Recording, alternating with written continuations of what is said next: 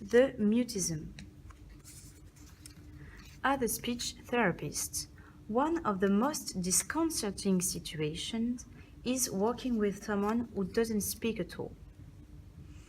The mutism's causes might be purely physical or emotional and mental.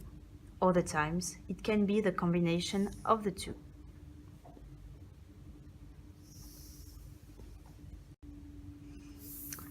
Neurogenic mutism. It's a lack of speech caused by damage to the brain. The mutism can be short or long-term, static or progressive. It depends on the region of the brain affected and the level of damage sustained. It's most commonly observed in children after surgery. The mutism starts few days after the operation, has a limited duration, and is followed by motor speech deficits. For example, Tom, a 6-year-old boy, woke up after a brain surgery, unable to communicate. His mom writes he didn't eat or drink, and the worst was he didn't speak. Neurogenic mutism can be caused by surgery, dementia, traumatic brain injury, seizures, other nervous system disease, or medications. The mutism is often a manifestation of extreme forms of other speech disorders, including aphasia, apraxia, or dysarthria.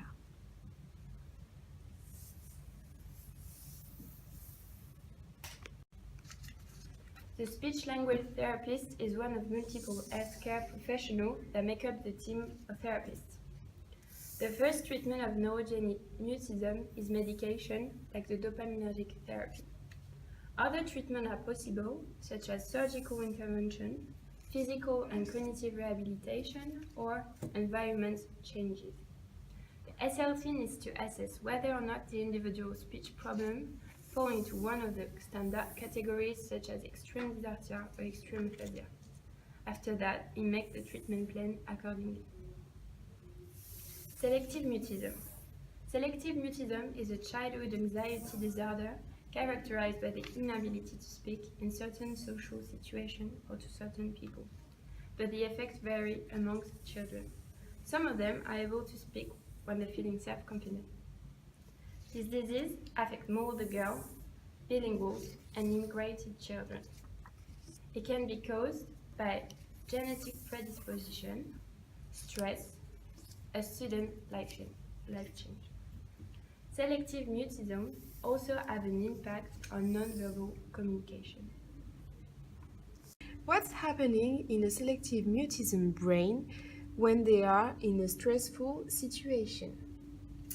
The amygdala receives signals of potential danger and begins to set off a series of reactions that will help individuals protect themselves.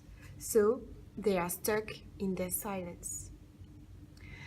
The most common characteristic of children with selective mutism are social anxiety, tantrums, crying, sleep problems, inhibited temperaments, and many others. These patients also suffer from comorbid disease like OCD, social anxiety disorder. Left untreated, selective mutism can lead to isolation, low self-esteem, and social anxiety disorder. For that, treatment is essential.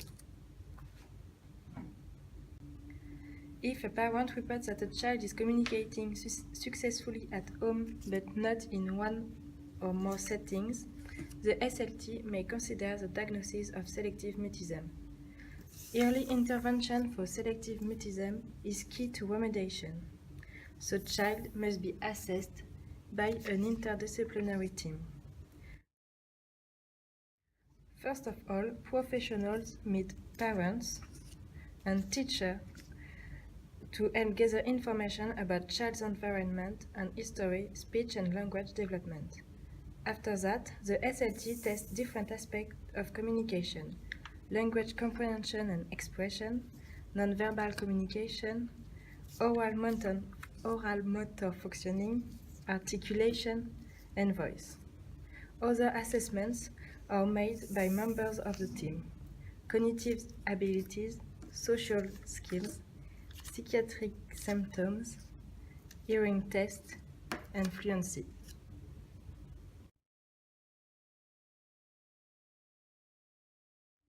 When the diagnosis is known, the treatment can begin. The main goals are to lower anxiety, to increase self-esteem, and to improve communication skills. SLT treatment will focus on augmentative and alternative communication like gestures, line drawings, and other tools to make children communicate their needs. Self-modeling.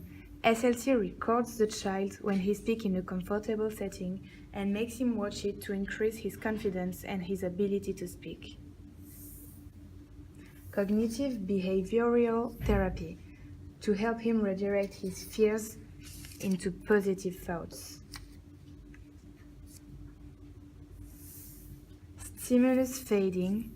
When a child improves his skills, SLT increases the number of individuals in the room and they slowly get closer and more involved in the conversation.